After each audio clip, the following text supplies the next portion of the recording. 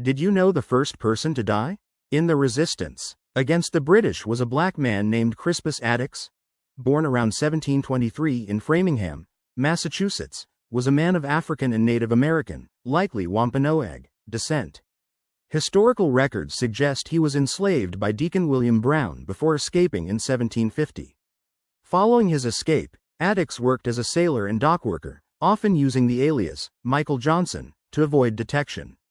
On March 5, 1770, tensions between British soldiers and Boston colonists escalated into a violent confrontation known as the Boston Massacre.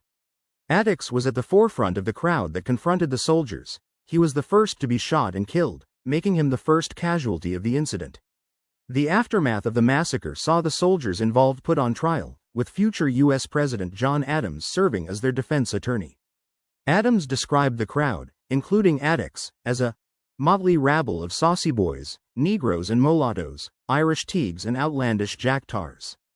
Despite the defense's characterization, the event fueled anti-British sentiments and was instrumental in galvanizing colonial resistance.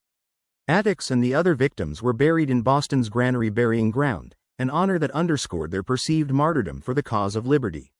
Over time, Attucks became a symbol of African American patriotism and sacrifice. In 1888, a monument was erected on Boston Common to commemorate him and the other victims of the massacre.